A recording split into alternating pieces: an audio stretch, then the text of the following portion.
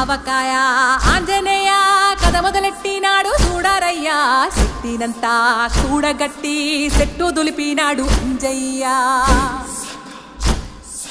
ఎర్ర ఛాయ కోతి అవతార వెంటమాయ కత్తి సేత పట్టకుండా కాయ కోసినాడు కపిలయ్య